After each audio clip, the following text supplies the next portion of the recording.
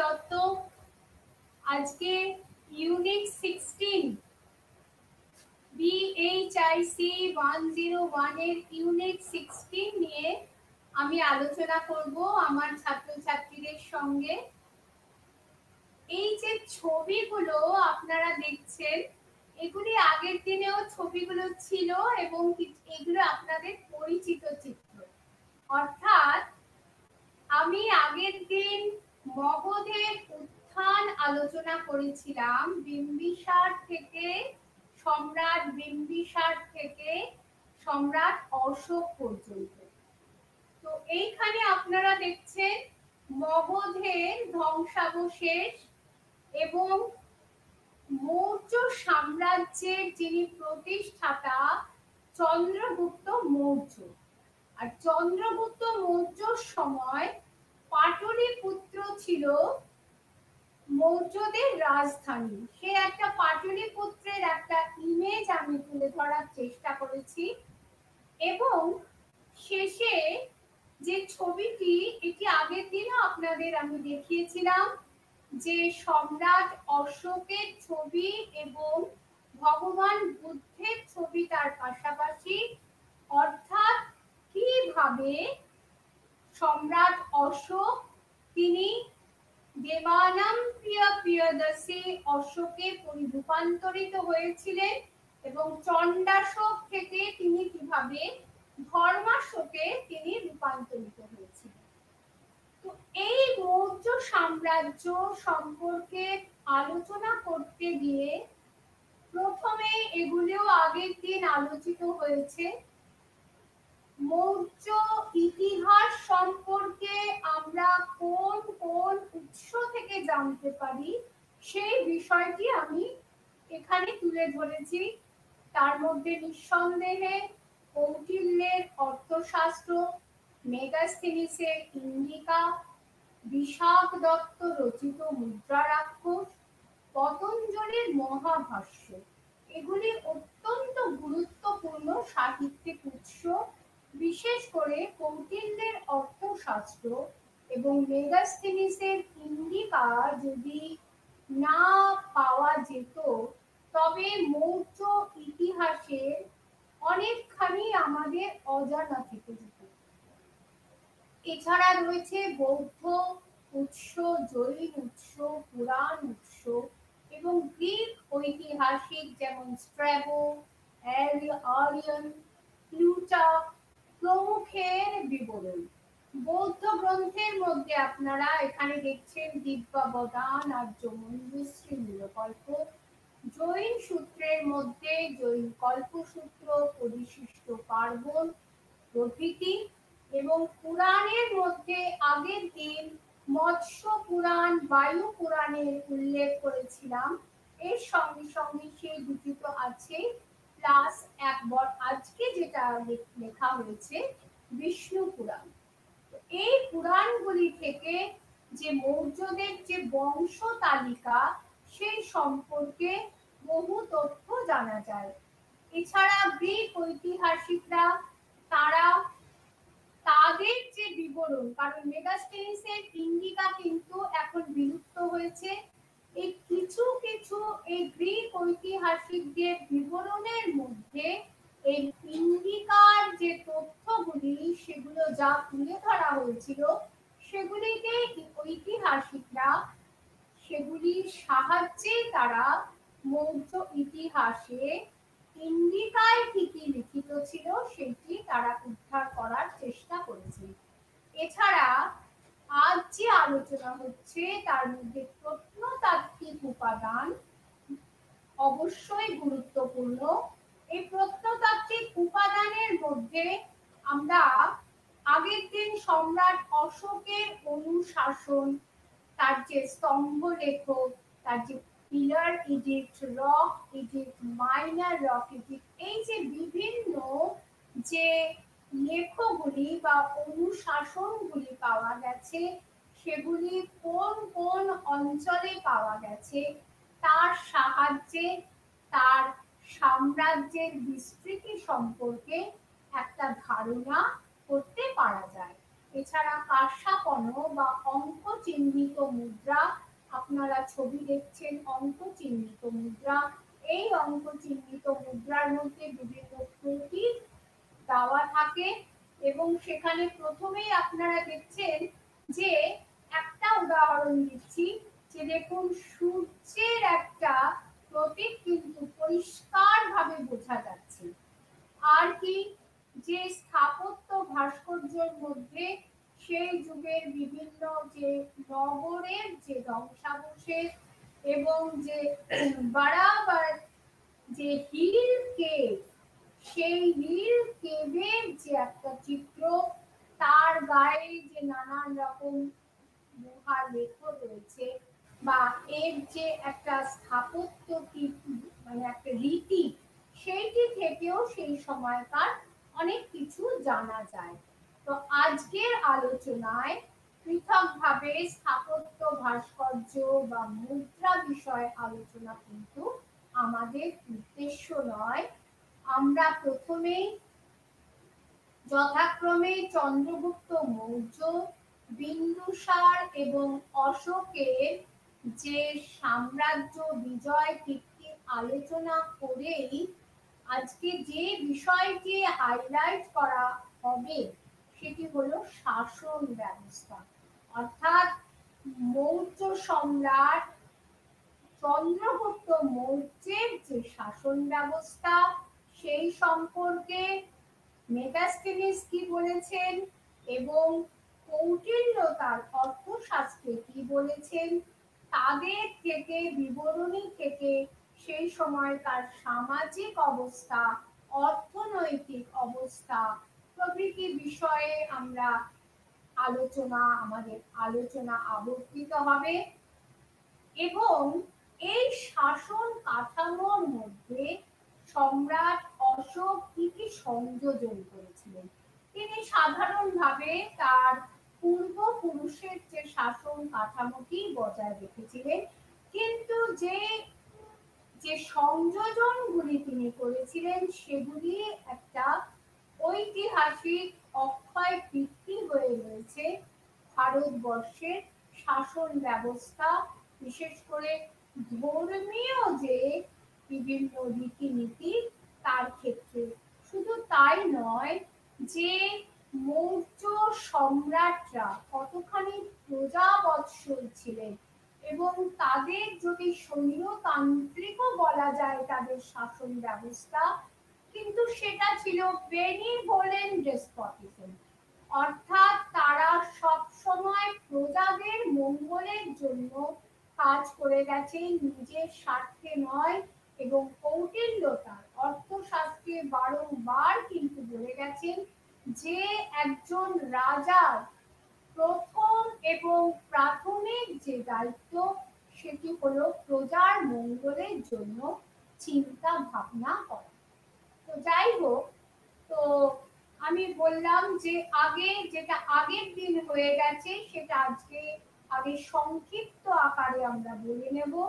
সেটি হচ্ছে চন্দ্রগুপ্ত মৌর্য কিভাবে ধননন্দকে উচ্ছেদ করে তিনি নন্দ বংশের শেষ সম্রাট ধননন্দকে উচ্ছেদ করে তিনি মৌর্য সাম্রাজ্য প্রতিষ্ঠা করেছিলেন। মগধকে কেন্দ্র করে এই সাম্রাজ্য গড়ে উঠেছিল এবং পাটলিপুত্র ছিল তার রাজধানী। তাহলে তার প্রধান কি দুটো কীর্তি, না তিনি নন্দ বংশের উচ্ছেদ করে মৌর্য বংশ প্রতিষ্ঠা করেন, এরপর তিনি উত্তর পশ্চিম ভারতকে বিদেশি শত্রু বা বিদেশি শাসন থেকে মুক্ত করেছিলেন। এই নন্দ বংশ উচ্ছেদ করে তিনি, যার পর নাই চাণক্য কৌটিল্যের সাহায্য লাভ করেছিলেন। এই কৌটিল্য ছিলেন ধননন্দের প্রধানমন্ত্রী বা মহামন্ত্রী। ধননন্দ তাকে অপমান করে, তার প্রতিশোধ নেবার উদ্দেশ্যেই তিনি এই চন্দ্রগুপ্তকে তিনি প্রশিক্ষণ দিয়ে তিনি তৈরি করেছিলেন এবং শেষ পর্যন্ত এই চন্দ্রগুপ্তই ধননন্দকে অপসারণ করে এবং মৌর্য বংশের প্রতিষ্ঠা করে। বিদেশি শক্তি মুক্ত করতে গিয়ে তিনি দুবার তাকে যুদ্ধ করতে হয়েছিল। একবার খ্রিস্টপূর্ব 317 অব্দে, যখন আপনার যে ম্যাসিডোনিয়ান যে শাসনকর্তারা তখনও উত্তর পশ্চিম ভারতে রাজত্ব করছিলেন, শাসন করছিলেন, তাদেরকে পরাস্ত করে বা তাদেরকে গ্রিক ঐতিহাসিকরা বলেন তাদেরকে তিনি হত্যা করেছিলেন। তো যাই হোক, যেভাবেই হোক তিনি তাদের অপসারিত করে উত্তর পশ্চিম ভারতকে বিদেশি শাসন মুক্ত করেছিলেন। আবার 317 খ্রিস্টপূর্বাব্দে সেলুকাস নিকেটার, তিনি আলেকজান্ডারের সেনাপতি ছিলেন, তার সঙ্গে তার যুদ্ধ হয়েছিল। এই যুদ্ধে সেলুকাস হেরে গিয়ে পরাজিত হয়ে আরিয়া, আরাকৌশিয়া, গেজৌসিয়া প্রভৃতি রাজ্যগুলি চন্দ্রগুপ্ত মৌর্যকে হস্তান্তর করে। শুধু তাই না, তার কন্যার সঙ্গে চন্দ্রগুপ্ত মৌর্যের বিবাহ দেন এবং চন্দ্রগুপ্ত মৌর্য আবার সৌজন্য সূচক তিনি রণহস্তি প্রদান করেছিলেন এই সেলুকাসকে। আর তিনি আরেকটি কাজ করেছিলেন, সেলুকাস নিকেটার চন্দ্রগুপ্ত মৌর্য রাজসভায় গ্রিক দূত মেগাস্থেনিসকে তিনি প্রেরণ করেন। এই মেগাস্থেনিসের ইন্ডিকা চন্দ্রগুপ্ত এবং সমসাময়িক ভারতবর্ষ সম্পর্কে জানতে অন্যতম প্রামাণ্য দলিল বলে বিবেচিত হয়ে থাকে এবং তার সঙ্গে কৌটিল্যের অর্থশাস্ত্র। এই চন্দ্রগুপ্ত মৌর্য তিনি জৈন ধর্মে দীক্ষিত হন এবং শেষ বয়সে তিনি দক্ষিণ ভারতের শ্রবণ বেলগোলাতে তিনি কঠোর কৃচ্ছ সাধনের মধ্য দিয়ে তিনি প্রাণ ত্যাগ করেন। তিনি আরো বিভিন্ন অঞ্চল জয় করেছিলেন। তিনি তামিলনাড়ুর তিলেথালি জেলা ওদির পর্বত পর্যন্ত অগ্রসর হন। তিনি কর্ণাটকের চিতলদুর্গ জেলা এবং উত্তর মহীশূর অবধি তিনি অগ্রসর হয়েছিলেন। মহারাষ্ট্রের সোপারা বা সুপারকও তার অন্তর্ভুক্ত ছিল। গুজরাটের সৌরাষ্ট্র তার অন্তর্ভুক্ত হয় এবং এইটি জানা যায় জুনাগড় ইনস্ক্রিপশন থেকে, যে সেখানে তিনি সুদর্শন যে রথটি, সেই রথটি তিনি সংস্কার করেছিলেন বা এই বিষয়, অর্থাৎ এটি তার প্রজানরঞ্জন রাজা ছিলেন যে তিনি তার পরিচয় বহন করে। কলিঙ্গ তার অধীনে ছিল কিনা বলা যায় না, সম্ভবত ধননন্দের সঙ্গে যখন তার দ্বন্দ্ব চলছে, কলিঙ্গ তখন মৌর্য বংশ থেকে স্বাধীন হয়ে যায়। এবং যদি গ্যাঙ্গারিতে যদি নিম্ন বদ্বীপ অঞ্চল হয় যেটি নন্দদের অধীনে ছিল, তাহলে বঙ্গদেশের বদ্বীপ পর্যন্ত কিন্তু তার, এদিকে বঙ্গদেশের বদ্বীপ, ওদিকে শুধু ইরান পর্যন্ত তার সাম্রাজ্য বিস্তৃত ছিল। আর তিনি কেবল সম্রাটই বা বিজয়ী ছিলেন না, তিনি সুশাসক ছিলেন এবং তার সেই শাসন ব্যবস্থা সম্পর্কে আমরা আজকে আলোচনা করব। এই কৌটিল্য এবং মেগাস্থেনিসের ইমেজ আপনারা দেখতে পাচ্ছেন এবং কিভাবে এই যে ম্যাপের মধ্যে আপনারা দেখছেন এখানে নন্দ সাম্রাজ্য এবং চন্দ্রগুপ্ত মৌর্যের সাম্রাজ্য, অর্থাৎ নন্দ সাম্রাজ্যের পতন ঘটিয়েছিলেন তিনি। অর্থাৎ সেই অর্থে নন্দদের অধীনে যে যে জায়গাগুলো ছিল স্বাভাবিকভাবে সেগুলো তার অধীনে যায়। দেখুন মহীশূর, এই মহীশূর পর্যন্ত তার অধীনস্থ ছিল। এদিকে গঙ্গারিদে তার অধীনস্থ ছিল। এদিকে কাবুল, কান্দাহার, হিরাট, মাকরাম প্রভৃতি অঞ্চলগুলো তার হস্তগত হয়। এমনই বলশালী সম্রাট ছিলেন চন্দ্রগুপ্ত মৌর্য। চন্দ্রগুপ্ত মৌর্য যে সাম্রাজ্য রেখে দিয়েছিলেন উত্তরাধিকার সূত্রে, সেই সাম্রাজ্য প্রাপ্ত হন তার পুত্র বিন্দুসার। তিনি আনুমানিক ৩০০ থেকে ২৭৩ খ্রিস্টপূর্বাব্দ অব্দি রাজত্ব করেছিলেন। তিনি অমিত্রঘাত অর্থাৎ ডেস্ট্রয়ার অফ এনিমি এই উপাধি নেন। কিন্তু তিনি কোন কোন শত্রুকে জয় করেছিলেন সে বিষয়ে কিন্তু সঠিক জানা যায় না।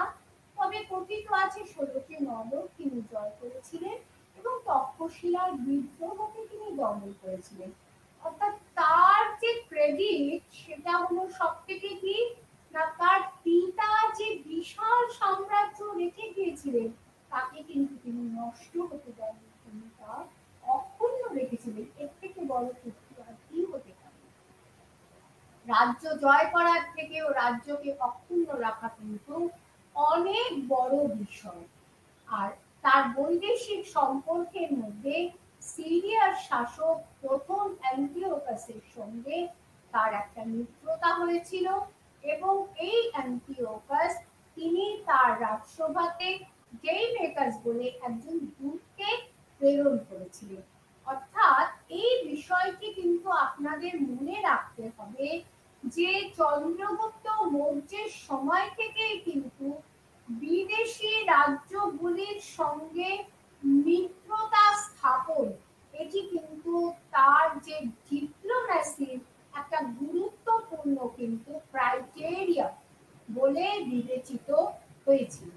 এরপরেই আসেন বিন্দুসারের পুত্র যে অশোক, তিনি মগধের সিংহাসনে আরোহণ করেন। ২৭৩ থেকে ২৩২ খ্রিস্টপূর্বাব্দ অব্দি তিনি রাজত্ব করেছিলেন। কথিত আছে তিনি তার ৯৯ ভ্রাতাকে তিনি হত্যা করে তিনি সিংহাসনে বসেছিলেন। এবং অদ্ভুত ব্যাপার, তার সিংহাসনে আরোহণ হয়েছিল ২৭৩, কিন্তু রাজ্যাভিষেক হয়েছিল ২৬৯ খ্রিস্টপূর্বাব্দে। অর্থাৎ এই সময়টা একটা টালমাটাল সময় ছিল। তার মধ্যে অশোককে অনেক শত্রু নিধন করতে হয়েছিল বা তার যে সিংহাসনকে নিরঙ্কুশ করতে যা যা করা উচিত তিনি তাই করেছিলেন। এবং এই রাজ্যাভিষেকের ৮ম বর্ষে তিনি কলিঙ্গর বিরুদ্ধে যুদ্ধ ঘোষণা করেন। একটু আগেই বললাম সম্ভবত কলিঙ্গ চন্দ্রগুপ্ত মৌর্যর সময় স্বাধীনতা ঘোষণা করেছিল। তাহলে সেই কলিঙ্গকে অধীনস্থ করা একটা গুরুত্বপূর্ণ বিষয় হয়ে দাঁড়িয়েছিল, কারণ মগধের ঠিক পাশে একটা স্বাধীন রাজ্যকে কোনোভাবেই বৃদ্ধি প্রাপ্ত হতে দেওয়া যায় না। শুধু তাই না, এই কলিঙ্গ ছিল দক্ষিণ ভারতে যাওয়ার একটা করিডর, এর মধ্যে দিয়ে দক্ষিণ ভারতে যেতে হতো। উপরন্তু কলিঙ্গ জয় না করলে কিন্তু যে দক্ষিণ পূর্ব এশিয়ার বাণিজ্যের ওপরেও কিন্তু তার কোনো অধিকার প্রতিষ্ঠিত হতো না। যাই হোক, কলিঙ্গ যে যুদ্ধ তাকে তার মনের মধ্যে একটা ভাবান্তর এনেছিল এবং তিনি দিগ্বিজয় নীতি ত্যাগ করে, অর্থাৎ ভেরি ঘোষ ধম্মা ঘোষ ভবতি, এই যে ভেরি ঘোষ মানে হচ্ছে দিগ্বিজয়, এই দিগ্বিজয় নীতি ত্যাগ করে তিনি ধর্ম বিজয় অর্থাৎ ধর্ম প্রচার নীতি তিনি গ্রহণ করেছিলেন। এবং কলিঙ্গ জয়ের ১ বছরের মধ্যে তিনি বৌদ্ধ ধর্মে তিনি দীক্ষিত হন। তিনি দেবালঙ্কীয় প্রিয়দর্শী নামে পরিচিত হন। অর্থাৎ সম্রাট অশোক তিনি দেবতাদেরও প্রিয় এবং তিনি প্রিয়দর্শী, কেউ বলেন প্রিয়দর্শী মানে তিনি সুন্দর দর্শন, আবার কেউ বলেন প্রিয়দর্শী মানে তিনি প্রজাদের মঙ্গলকামী রাজা এই অর্থে।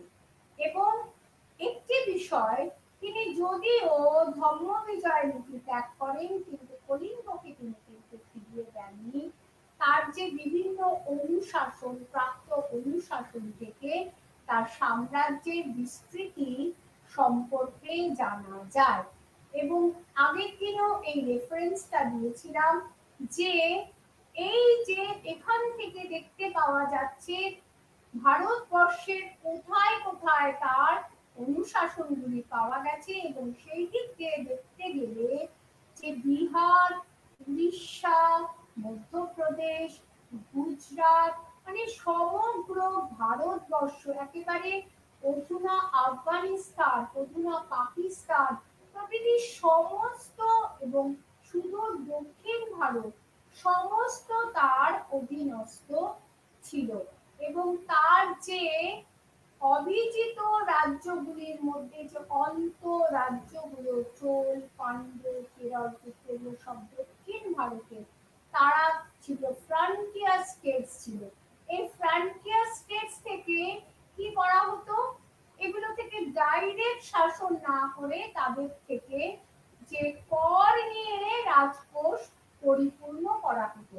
তবে কিছু বিজিত শক্তির কথা বলা হয়েছে, যেমন কম্বোজ, নভক, নবপন্থিক, ভোজ, কেতিক, অন্ধ প্রভৃতি যে রাজ্যগুলি, এগুলো কিন্তু ইয়োনক, এগুলো কিন্তু তার অধীনে। যেমন একটা উদাহরণ, এই যে ইয়োনক, ইয়োন মানে জবন, এই জবনরা তো আফগানিস্তান এরিয়াতে থাকে, থাকতেন।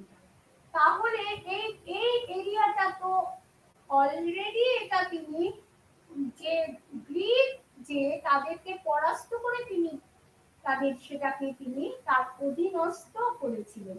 আর কিছু কিছু সম্রাট যারা বিদেশি ছিলেন এবং তারা তার সঙ্গে যে মিত্রতার সম্পর্ক রাখতেন, তার মধ্যে অ্যান্টিওকাস, টলেমি ফিলাডেলফাস, ম্যাসিডোনীয় রাজা অ্যান্টিগোনাস ডোনাটাস, সাইরিনীয় রাজা মেগাস, অলিভ সুন্দর প্রভৃতি, এরা হচ্ছে অভিজিত, কিন্তু এরা অশোকের সম্রাট অশোকের সঙ্গে সুসম্পর্ক রাখতেন।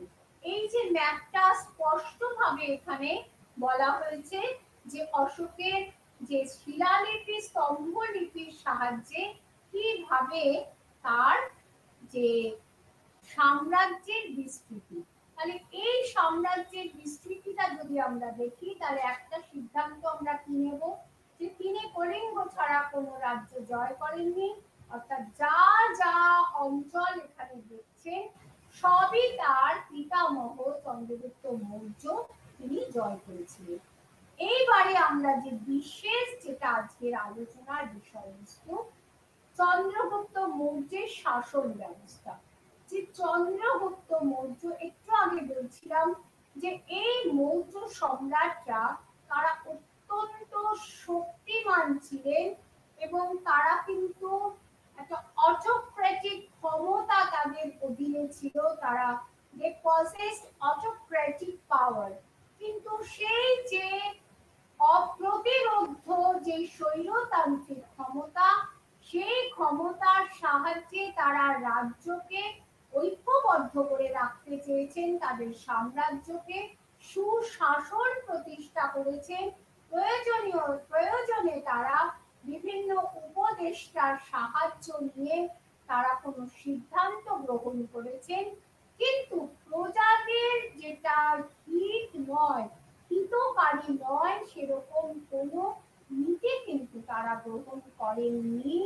এবং তারা সব সময় কৃষি এবং বাণিজ্য উভয়ের দিকে জোর দিয়েছিলেন।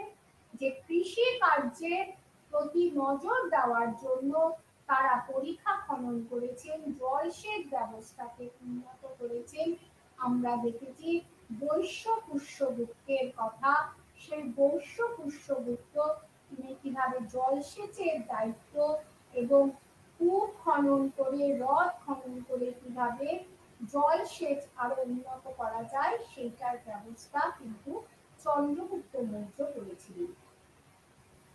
আর কি, যে তার সময় যে মেগাস্থেনিসের যে বিবরণ এবং কৌটিল্যের যে বিবরণ, সেটাকে যদি আমরা কিছুটা আমরা তুলনামূলক আলোচনা করি, তাহলে দেখব তারা উভয়েই কিন্তু সম্রাটের অপ্রতিরোধ্য ক্ষমতার কথা বলেছেন, কিন্তু বলছেন যে তিনি সবসময় প্রজাদের স্বার্থের জন্য চিন্তা করতেন। চন্দ্রগুপ্ত মৌর্য এমনকি সবসময় সারাদিন তিনি ব্যস্ত থাকতেন। যখন তিনি দরবারে যাওয়ার জন্য তিনি পোশাক পরিবর্তন করতেন, তখনও কিন্তু প্রতিবেদকদের থেকে, গুপ্তচরদের থেকে তিনি সমগ্র সাম্রাজ্যের কোথায় কি হচ্ছে সেই বিষয়টা তিনি তাদের কাছ থেকে সবকিছু তার নখদর্পণে ছিল।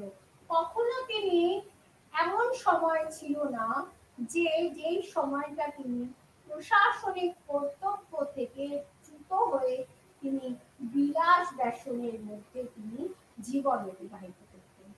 তাহলে একটা জিনিস অপ্রতিরোধ্য ক্ষমতা সত্ত্বেও তিনি তার সেই ক্ষমতার অপব্যবহার কিন্তু করেননি। আর অন্যান্য যে প্রশাসনিক যে কর্মচারী, তার মধ্যে গুপ্তচর বা পরিদর্শক, তাদের গুরুত্বপূর্ণ একটা ক্ষমতা ছিল। তারা সাম্রাজ্যের কোথায় কি ঘটনা ঘটছে, কোন কোন বিভাগে কি হচ্ছে, এই সমস্ত কিছু তারা সম্রাটের কাছে এই সংবাদ পৌঁছে দিত। এরপরে আমরা উপদেষ্টা, যেমন এখন হয় যে প্রিন্সিপাল সেক্রেটারি, সেই প্রিন্সিপাল সেক্রেটারি, সেই উপদেষ্টা, এই উপদেষ্টা কিন্তু চন্দ্রগুপ্ত মৌর্যের শাসন ব্যবস্থার একটা গুরুত্বপূর্ণ পদ ছিল। যে এদেরকে অনেকে এখনকার আইএএস অফিসারদের সঙ্গে তুলনা করে, আর অধ্যক্ষদের সুপারিনটেন্ডেন্টের সঙ্গে তুলনা করে। এই যে এরা সবসময় কি করতেন, এরা চন্দ্রগুপ্ত মৌর্যকে বা রাজাকে নানান রকম উপদেশ দিতেন এবং বড় বড় গুরুত্বপূর্ণ বিভাগের যে আধিকারিকরা, ধরুন সেনাপতি, কৃষি বিভাগের আধিকারিক, রাজস্ব বিভাগের আধিকারিক, সবাই কিন্তু এই উপদেষ্টাদের পরিষদের দ্বারা নিযুক্ত হতেন। এরপরে দুটি যে কর্মচারীর কথা বলছেন, অ্যাস্ট্রোনমায়, অ্যাগ্রোনমায় এবং অ্যাস্ট্রোনমায়। এই অ্যাগ্রোনমায়রা জেলার বেসামরিক প্রশাসনের সঙ্গে তারা যুক্ত ছিল এবং যাবতীয় সমস্ত যে বেসামরিক কাজকর্ম, সে কৃষির যে জলসেচ দেখা থেকে এবং যে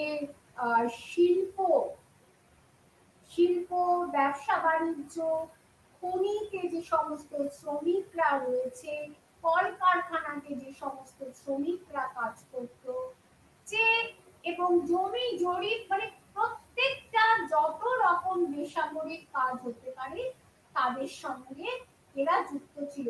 এমনকি দূরত্ব সূচক যে স্তম্ভগুলো বসানো হতো, সেগুলো কিন্তু এই অ্যাগ্রোনমায়দের দায়িত্বে ছিল। আর এই অ্যাস্ট্রোনমায় যে কর্মচারী, তারা মিউনিসিপ্যাল অ্যাডমিনিস্ট্রেশন বা পৌর প্রশাসনের দায়িত্বে ছিলেন। তারা 6টি কমিটিতে বিভক্ত ছিলেন, প্রত্যেকটি কমিটিতে 5 জন করে সদস্য ছিল। তার মধ্যে শ্রম, তারপরে বিদেশিদের দেখাশোনা করা, জন্ম মৃত্যুর নথি রাখা, ব্যবসা বাণিজ্য, জমি এবং তার ওজন মাপ করা, এবং যা উৎপন্ন হচ্ছে সেই উৎপন্ন দ্রব্যকে আবার ঠিক মতন করে সেগুলো ডিস্ট্রিবিউট করা। এবং শুধু তাই না, যা পণ্য যেগুলো বিক্রয় হচ্ছে তার 1/10 কর সরকারের ঘরে জমা করছে কিনা প্রভৃতি সমস্ত কিছু দেখা তাদের দায়িত্ব ছিল। এছাড়া এই নিজেদের কাজ ছাড়াও জনস্বার্থের সঙ্গে জড়িত বিভিন্ন কাজগুলি তারা দেখতেন। আরেক শ্রেণীর কর্মচারীর কথা বলছেন পদস্থ, এরা প্রত্যেকেই পদস্থ কর্মচারী, এরা সামরিক বিভাগের সঙ্গে যুক্ত। এখানেও 6টা কমিটিতে 5 জন করে সদস্য ছিল। অশ্বরথী, পদাতি এবং হস্তি, নৌবাহিনী, আর যোগাযোগ ব্যবস্থা, প্রত্যেকটা যে ডিপার্টমেন্ট ছিল, এবং রণহস্তি কিন্তু এই মৌর্যদের একটা গুরুত্বপূর্ণ একটা বিষয় ছিল। আর যে মৌর্য যে তীরন্দাজ বাহিনী, সেই তীরন্দাজ বাহিনীও কিন্তু বিশেষ তাদের মানে শত্রুর মনে তারা ভয় ধরিয়ে দিত।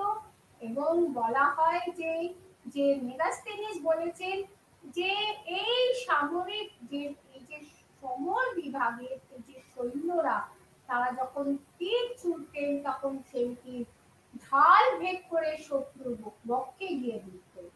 আর এরপরে তিনি পাটলিপুত্রের সৌন্দর্য বর্ণনা করেছেন, যে পাটলিপুত্রের যে প্রাসাদের গায়ে যে অসংখ্য রত্ন খচিত থাকতো এবং যে তার সৌন্দর্য, সেই সৌন্দর্য পারসিক রাজপ্রাসাদের সৌন্দর্যকেও ম্লান করে দেয়। এর ভেতরে কত পরীক্ষা ছিল, হ্রদ ছিল, কত গাছ গাছালি, অর্থাৎ পুরো সবুজে মনোরম একটি পরিবেশ ছিল এই পাটলিপুত্রে। এবং এরপরে মেগাস্তেনিস সামাজিক বিভাগের কথা বলেছেন। মেগাস্তেনিস কিন্তু ব্রাহ্মণ, ক্ষত্রিয়, বৈশ্য, শূদ্র হিসাবে তিনি ভাগ করেননি। তিনি দার্শনিক, কৃষক, শিকারী, পশুপালক, কারিগর, যোদ্ধা, গুপ্তচর বা পরিদর্শক, উপদেষ্টা ও নিয়মক এইভাবে ভাগ করেছেন। এর মধ্যে উপদেষ্টা ও নিয়মকদের কথা আমরা একটু আগে আলোচনা করেছি, যোদ্ধাদের কথা আলোচনা করেছি, গুপ্তচরদের কথা আলোচনা করেছি। যেটা কারিগর, এই কারিগরদেরও একটা গুরুত্বপূর্ণ পজিশন ছিল মৌর্য সমাজে।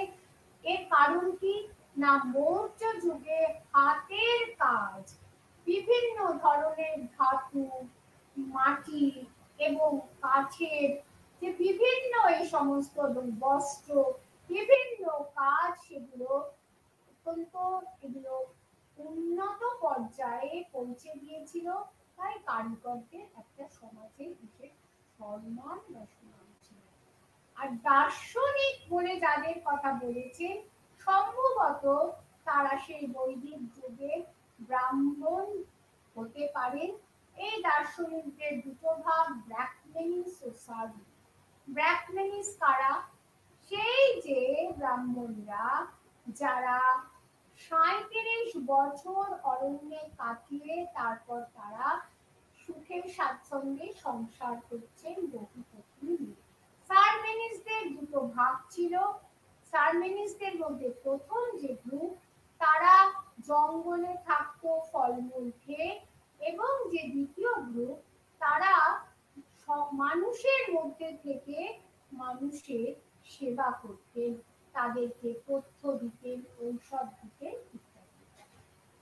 আর এই যে দেখছেন আপনারা এখানে ইমেজ, যোদ্ধার ইমেজ, গুপ্তচরের ইমেজ এবং সমাজের ইমেজ। এই যে কৃষক চাষ করছে, এবং দেখুন যে এই যে বেত মারছে। অনেক সময় এই যে যখন কর দেওয়া হতো না, এই যে ১ করের কথা একটু আগে বললাম, সেই কর যদি প্রদান করা না হতো তবে কিন্তু শাস্তি হিসাবে মৃত্যুদণ্ড দেওয়া হতো এবং অন্যান্য দণ্ড দেওয়া হতো। মানে শিকারী কৃষকরা কিন্তু একটা গুরুত্বপূর্ণ অংশ ছিল, এবং সম্রাট নিজেও এই কৃষি কার্য যাতে উন্নত হয় তার জন্য বিশেষ ব্যবস্থা করতেন, এবং যুদ্ধের সময়ও যাতে কৃষকদের চাষবাসের কোনো অসুবিধা না হয় সেদিকে তিনি দেখতেন। আর সীতা জমিতে যে কৃষকরা চাষ করত, অর্থাৎ রাজকীয় জমি, তার ৩/৪ রাজার কাছে যেত, ১/৪ কৃষকদের কাছে থাকত। আর শিকারীদের মধ্যে বেশিরভাগই যে উপজাতির লোক ছিল, তার মধ্যে শবর, কুলিন্দ, চণ্ডাল, আবার অশোক তাদের আটবিকও বলছেন। আর অন্যান্য যে সামাজিক যে বর্ণনা, তার মধ্যে তিনি মেগাস্তেনিস বলেছিলেন দাসপ্রথা নেই, যদিও সেই সময় দাসপ্রথা যথেষ্টই ছিল। এবং তিনি বলেছিলেন কোনো এক ব্যক্তি একসঙ্গে দু ধরনের কোনো প্রফেশন নিতে পারবেন না, এবং সমাজে যে যে অসবর্ণ বিবাহ ছিল না, এই কথা তিনি বলেছেন। সতী ব্যবস্থা সেই সময় ছিল এবং নারীদের মধ্যে যারা যারা মৌর্য যারা রাজ পরিবারের নারী তারা পড়াশোনা যদিও শিখতেন কিন্তু তাদের কিন্তু ব্যক্তি স্বাতন্ত্র্য বলে কিছু ছিল না। এবং এই প্রসঙ্গে মনু সংহিতা থেকে যে ৮ প্রকারের বিবাহ রীতির কথা পাওয়া গেছে যেটা মৌর্য সমাজে সেটা প্রবর্তিত ছিল, তার মধ্যে ব্রাহ্ম অর্থাৎ সালঙ্কার কন্যাকে সম্প্রদান করা, আর্ষ সেখানে পাত্রপক্ষ কন্যার পিতাকে গাভী দান করে কন্যাকে নিয়ে আসতেন। দৈব পাত্র ছিলেন পুরোহিত, তার হস্তে সম্প্রদান করা। প্রাজাপত্য বিবাহতে পাত্র পাত্রী যৌতুক নিতেন না, তারা পরিণয় সূত্রে আবদ্ধ হতেন বিনা যৌতুকে কিন্তু অনুষ্ঠান করে। গান্ধর্বকে মন্দিরে গিয়ে বিয়ে করা পিতা মাতার কোনো অনুমতি ছাড়া। আসল বিবাহকে পাত্রপক্ষকে যৌতুক দিতে হতো, কন্যার পক্ষকে যৌতুক দিয়ে তবে কন্যাকে সম্প্রদান করতে হতো। রাক্ষস আর পৈশাচ এই দুটি কিন্তু একেবারেই মানে খুব একটা বিধিসম্মত ছিল না, কারণ রাক্ষসকে বলপূর্বক হরণ করে বিবাহ করা হতো আর পৈশাচকে ঘুমন্ত কন্যাকে হরণ করে নিয়ে বিবাহ করা হতো।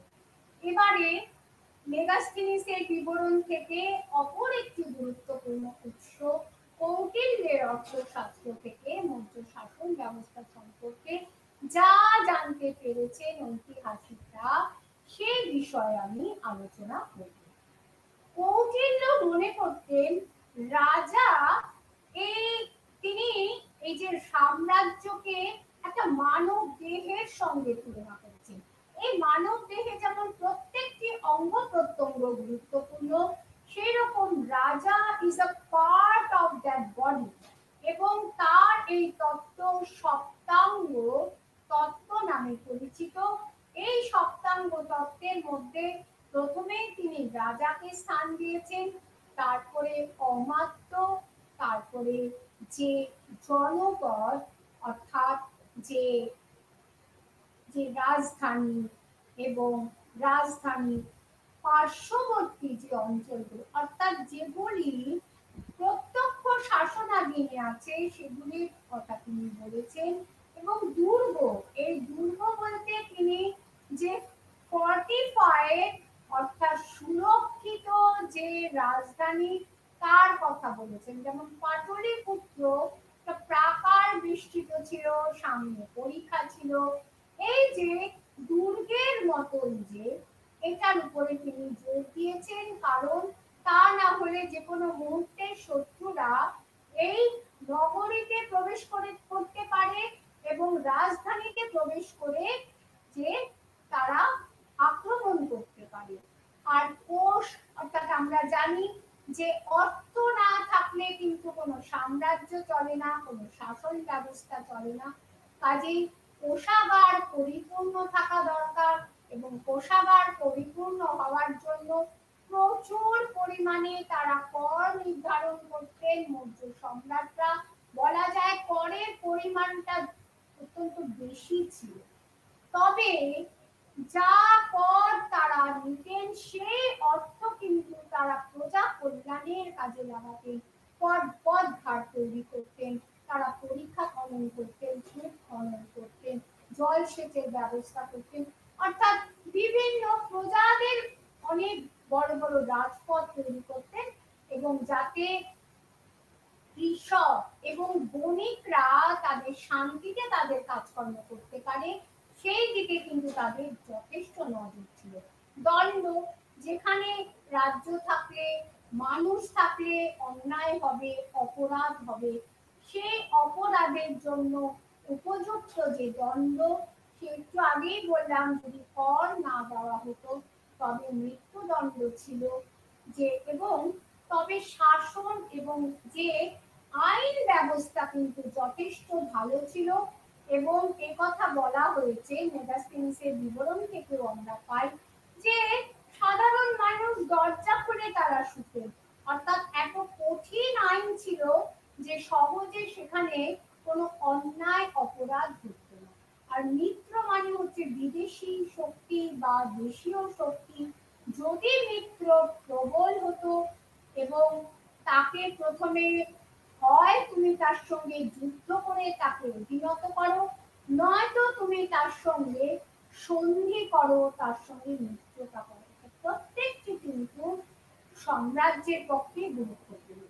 এই সম্রাট প্রতিরোধ ক্ষমতার অধিকারী, সে কথা একটু আগেই আমরা বলেছি। কৌটিল্য বারবার এর উপর জোর দিয়েছেন এবং কোন কোন ক্ষেত্রে তিনি একথাও বলেছেন যে কারো কারো মতে যে কৌটিল্য বলেছেন যদি রাজা যদি ঠিক মতো তার কার্য করতে না পারে তবে রাজাকে প্রয়োজনে পরিবর্তিত করা যেতে পারে। কিন্তু আবার এক শ্রেণীর ঐতিহাসিক বলেছেন যে না, কৌটিল্য কিন্তু কোনো জায়গায় রাজদ্রোহের কথা বলেননি।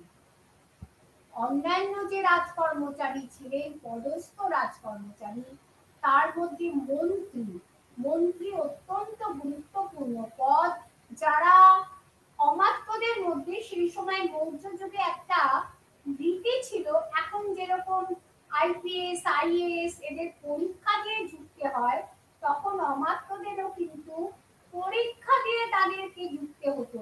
পরীক্ষা মানে লেখা পরীক্ষা নয়, বিভিন্ন এক একটা সিচুয়েশনে তারা সেটা যদি লোভ জয় করতে পারতো, তারা কাম জয় করতে পারতো, ধর্মের যে অধর্মকে জয় করতে পারতো, তবে গুরুত্বপূর্ণ বিভিন্ন জায়গায় তাদেরকে অমাত্য পদে নিয়োগ করা হতো এবং এই অমাত্য এবং তাদেরকে মন্ত্রী পদে নিয়োগ করা হতো। এবং এই মন্ত্রীরা কিন্তু এই অমাত্যদের থেকেই তারা যেতেন। কোন অমাত্য? যারা বিভিন্ন পরীক্ষাতে উত্তীর্ণ হয়েছেন সেই তারাই কিন্তু মন্ত্রী পদে যেতেন। কৌটিল্য বলেছেন এই মন্ত্রীদের মাসিক তাদের 4000 পণ, অর্থাৎ এই পণটা কি? রৌপ্য মুদ্রা। অর্থাৎ বাৎসরিক এদের 48,000 পণ করে এদের বেতন ছিল। আরেকটা বিষয় যে মৌর্য যুগে কিন্তু নগদে বেতন দেওয়া হতো, কৌটিল্য কিন্তু নগদের পরিবর্তে জমি দেওয়ার বিরোধী ছিলেন। এই অমাত্যদের থেকে কিছুটা হলেও যে আনইম্পর্টেন্ট ছিলেন এই মন্ত্রী পরিষদ। এই মন্ত্রী পরিষদের যে 12 জন সদস্য ছিল তাদেরকে কৌটিল্য অমাত্য বলেছেন। এদেরকে কিন্তু সারা বছর এদেরকে ডাকা হতো না। যখন কোনো গুরুত্বপূর্ণ কোনো সিচুয়েশন অ্যারাইজ করতো তখনই কিন্তু এদেরকে ডাকা হতো। এরা বছরে বাৎসরিক 12,000 পণ রৌপ্য মুদ্রা এদের বেতন ছিল। আর প্রশাসনিক ও বিচার বিভাগের অন্যান্য অমাত্য, এদের মধ্যে কেউ পরীক্ষায় উত্তীর্ণ হতেন, আবার যারা উত্তীর্ণ হতে পারতেন না। যারা পরীক্ষায় উত্তীর্ণ হতে পারতেন, মনে করুন ধর্মের পরীক্ষায় উত্তীর্ণ হয়ে তাকে ফৌজদারি দেওয়ানি যে আদালত বিচারালয়ে তিনি অধিকর্তা হতেন, এবং যদি তিনি অর্থের লোভ জয় করতেন তাহলে সমাহর্তা সন্নিধাতা অর্থাৎ রাজস্ব অধিকর্তা কোষাধ্যক্ষ। যদি তিনি কাম জয় করতে পারতেন তবে তাকে বিভিন্ন প্রমোদ উদ্যানে দেওয়া হতো। এই যে মৌর্য পদস্থ রাজকর্মচারী একটা ইমেজ এখানে দেওয়া হয়েছে। আর যে অধ্যক্ষ ছিল, একটু আগেই বলেছি তারা ছিলেন সুপারিনটেন্ডেন্টের সমতুল্য। এরা সংখ্যায় 32 জন ছিলেন। এরা প্রত্যেকেই কিন্তু এদেরকেও পরীক্ষা দিতে হতো। যেমন কোষাধ্যক্ষ, শুল্কাধ্যক্ষ, তারপরে লৌহাধ্যক্ষ, রথাধ্যক্ষ, এই বিভিন্ন প্রত্যেকটা ডিপার্টমেন্টে আলাদা করে একজন অধ্যক্ষ ছিলেন। আয়ুধাগারাধ্যক্ষ, অর্থাৎ যেখানে অস্ত্রাগার ছিল তার একজন করে সেখানে অধ্যক্ষ ছিলেন। অধ্যক্ষদের পোস্টটা কিন্তু অত্যন্ত গুরুত্বপূর্ণ ছিল। আর বুড়ো পুরুষ বা গুপ্তচর, এই গুপ্তচরকে কৌটিল্য রাজার সম্রাটের কান বলছেন। এবং এদেরও আবার দুরকম ছিল। সংস্থা অর্থাৎ যারা স্টেশন ছিলেন রাজধানীতে তারা কিন্তু কর্মচারী ছিলেন, রাজকীয় কর্মচারী। আর সঞ্চরা যারা ঘুরে ঘুরে বেড়াতেন তারা ঘুরে ঘুরে সারা সমস্ত সাম্রাজ্য ঘুরে রাজার কাছে খবর এনে দিতেন। এর মধ্যে কিন্তু গণিকাদের এই কাজে লাগানো হতো, তারপরে ভিক্ষুদের এই কাজে লাগানো হতো। আরেকটি বিষয় যে মৌর্য যে মানে মৌর্য সম্রাট অশোক চন্দ্রগুপ্ত মৌর্যের কিন্তু নারী রক্ষী বাহিনী ছিলেন। তো এই নারী রক্ষী বাহিনী এবং যে রাজপ্রাসাদের দেখাশোনার জন্য কিন্তু বিশেষ নারীদের নিয়ে একটা গ্রুপ তৈরি করা হয়েছিল যারা কিন্তু সেই রাজপ্রাসাদে পাহারা দিত। প্রদেশত্রী প্রাদেশিক শাসনকর্তা। আর এই যে সাম্রাজ্য সেটি প্রথমে প্রদেশকে করা প্রদেশে বিভাগ করা হতো। তারপরে সে প্রদেশ থেকে ভুক্তি, ভুক্তি থেকে জনপদ, জনপদ থেকে গ্রাম। তো এই যে এই যে প্রদেশত্রী, অনেকে বলেন প্রদেশত্রী হচ্ছে প্রাদেশিক শাসনকর্তা, যে অশোকের সময়ে রাজুকের স্বামী। আবার কেউ বলছেন যে না, উনি হচ্ছেন যে জেলা শাসনকর্তা। আর তারপরে আসছে স্থানিক। স্থানিক এখানে 800 গ্রামের দায়িত্বে ছিলেন এই স্থানিক। তাহলে এই স্থানিকর গুরুত্ব অনেক ছিল। এই স্থানিক একে আমরা বলতে পারি যে যেটা কৌটিল্য অনুসরণে যে প্রদেশের পরে যে আহার বা ভুক্তি যেন কার দায়িত্বে ছিলেন, এরপরে যে জনপদ, গোপ হচ্ছে সেই জনপদের অধিকর্তা, 5টা বা 10টা গ্রামের দায়িত্ব তার ছিল। এবং তার মধ্যে গ্রামের সীমা চিহ্নিত করা, লোক সংখ্যা নথিভুক্তি করা ইত্যাদি বিভিন্ন কাজ তার দ্বারা করা হতো। তিনি করতেন। সর্বনিম্ন ছিল গ্রাম। গ্রামের যে প্রধান তাকে বলা হতো গ্রামিক বা গ্রাম মুখ্য। কেউ কেউ বলেন গ্রামিক হচ্ছে সরকারি একটা পদমর্যাদা, আবার কারো মতে তিনি হচ্ছেন গ্রামের একজন মুখপাত্র। তিনি গ্রামের বিচার করতেন, যা যা সমস্যা আসতো, এবং অন্যান্য গ্রামের যে সমস্ত গ্রামবাসীদের দায়িত্ব তার উপরে ছিল। এই প্রজা কল্যাণের প্রতি কিন্তু রাজার একটা বিশেষ দৃষ্টি ছিল। এইখানে দেখুন যে কেন্দ্রীয় শাসন ব্যবস্থার কথা একটা ইমেজ এখানে দেওয়া হয়েছে। এরপরে কৌটিল্য থেকে, অর্থশাস্ত্র থেকে আমরা যে মৌর্য যে অর্থনীতি সম্পর্কে জানতে পারি, যে আয়ের মূল উৎস ছিল ভূমি রাজস্ব, বলি। বলি হচ্ছে একটা কিছুটা প্রভিশনাল কর, সাময়িক কর। কোনো একটা অঞ্চলে তার মানে যে খরচ চালানোর জন্য সেই বলি নির্ধারণ করা হতো। আবার কারোর মতে 1/6 ভাগ এই বলি ছিল রাজার প্রাপ্য।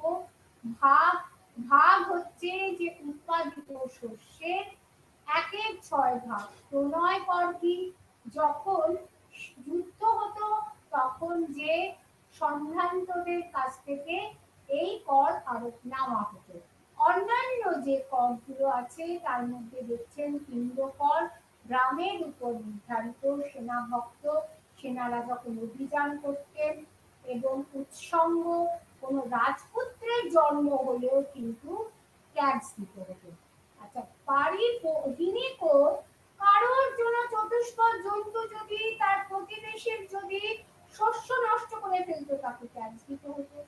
পৌষ্ঠেয়কও রাজার পুষ্করিণীর জল যদি ব্যবহার করা হতো তার জন্য কর দেওয়া হতো।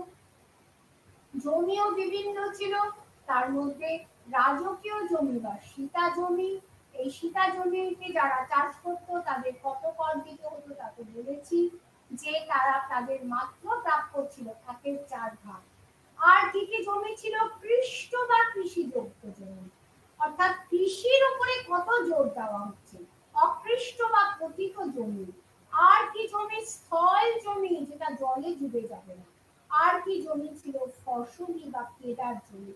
একটি বিষয় কিন্তু বারবার আমি উল্লেখ করব যে এই কৌটিল্য এবং মেগাস্থেনিস উভয়ে কিন্তু কৃষি কার্যের উপর জোর দিয়েছেন, বলছেন যে মৌর্য সম্রাটরা কৃষি কার্যের উপর জোর দিতেন।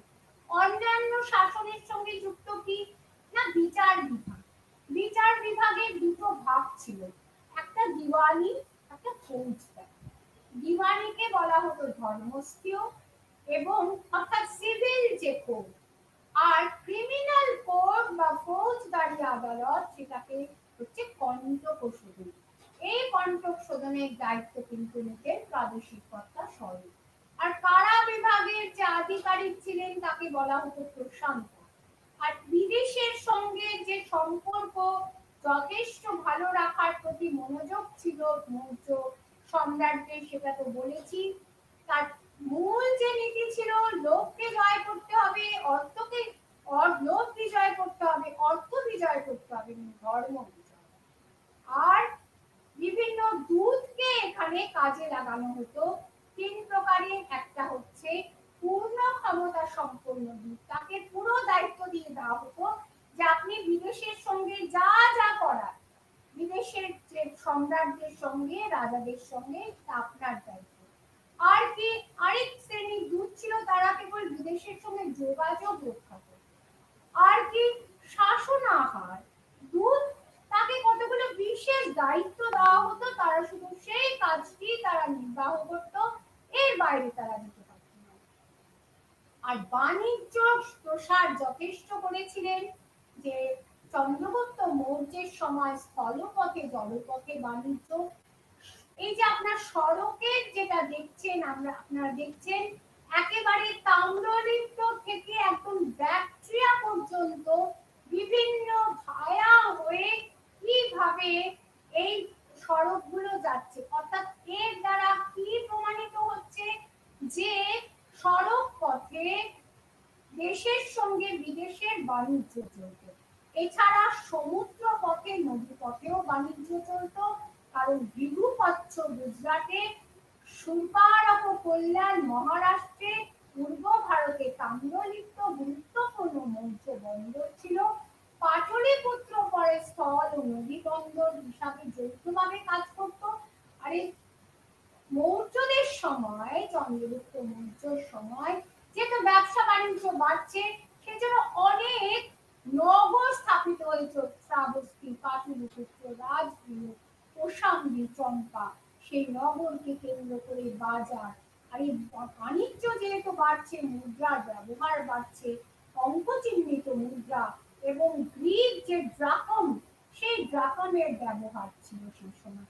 আর যেহেতু বণিক শ্রেণীর উদ্ভব হয়েছিল, এক একটা প্রফেশনের, একটা বাণিজ্যের সঙ্গে যুক্ত এক বণিকরা এক একটা করে প্রতিষ্ঠান বা সংঘ তৈরি করেছিল, যাকে গিল্ড বলা হয়। এবং এই বাণিজ্যের কারণে ধনতন্ত্রী শ্রেণীর উদ্ভব হচ্ছে। এবং আমরা এখানেও গহপতির নাম কিন্তু আমরা বিশেষভাবে পাচ্ছি। দেখুন, জলপথে বাণিজ্য এবং স্থলপথে বাণিজ্যে নিয়ে। সুতরাং আমরা একটা জিনিস দেখছি যে অনেকে ঐতিহাসিক বলেন কেন্দ্রীভূত শাসন ব্যবস্থা ছিল সমগ্র মৌর্য সাম্রাজ্যে, তা কিন্তু নয়। কেন্দ্রীকরণ এবং বিকেন্দ্রীকরণের একটা সমাহার দেখা যাচ্ছে।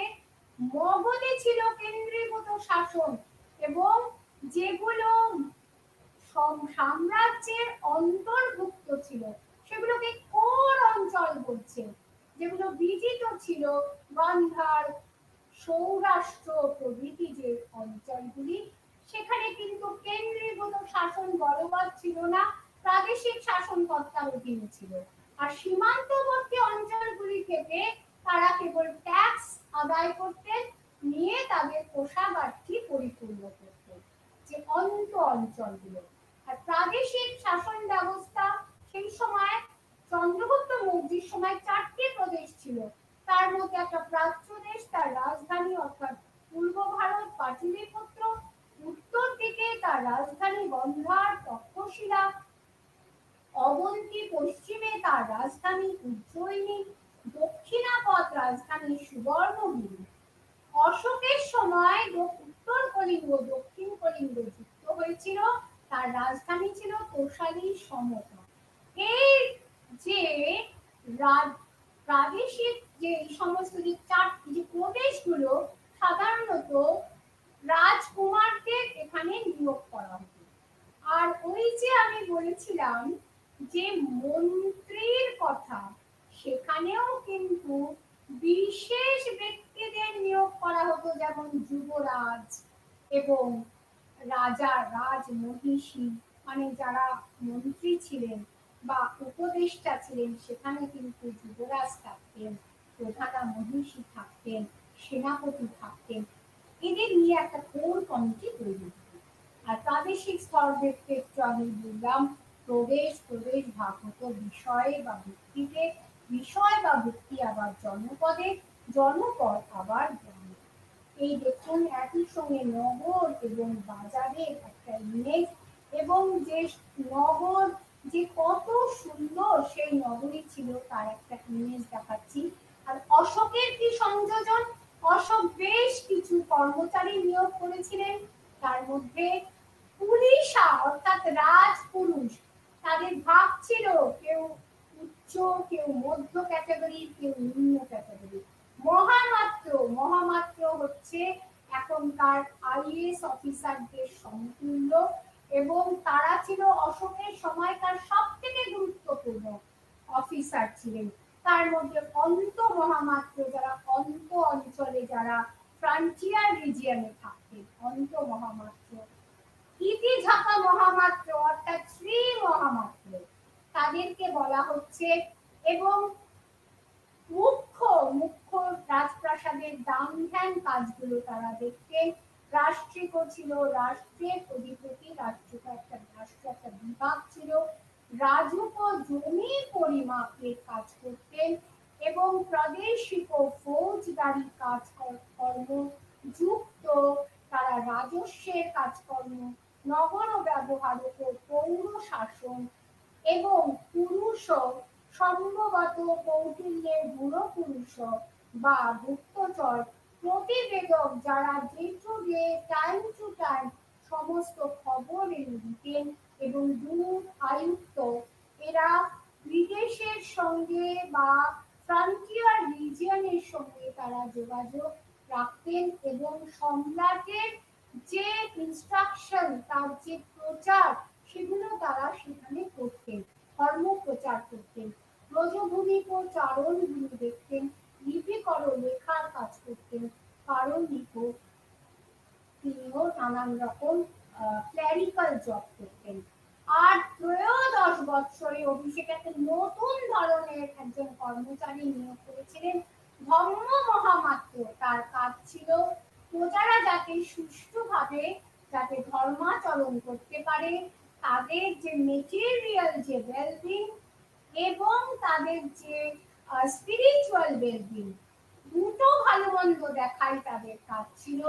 এবং বিচারের ক্ষেত্রেও অশোক সংস্কার করেছিলেন, যে দণ্ড সমতা, ব্যবহার সমতা, কে উঁচু কে নিচ, কে ধনী কে গরিব, সেটা তিনি দেখতেন না। আর ফৌজদারির যে দণ্ডবিধি, যে কঠোরতা আগে ছিল চন্দ্রগুপ্ত মৌর্যের সময়, সেটা তিনি হ্রাস করেছিলেন। আর প্রতি অ্যানিভার্সারিতে, তার রাজ্যাভিষেকের বার্ষিকীতে কিছু সংখ্যক কয়েদিকে তিনি মুক্তি দিতেন। এই যে মৌর্য সাম্রাজ্য, সেটি কি ধরনের না প্রজা কল্যাণকামী শাসন ব্যবস্থা। অশোক বারবার প্রজাদের প্রতি দায়বদ্ধতার কথা বলেছেন, চন্দ্রগুপ্ত মৌর্যর মধ্যেও এই দায়বদ্ধতা আমরা দেখতে পাই। অর্থাৎ এটা একটা পিতৃসুলভ প্যাটার্নাল অটোক্রেসি অ্যান্ড লিবারালিজম, পিতৃসুলভ স্বৈরতন্ত্র এবং উদারতন্ত্র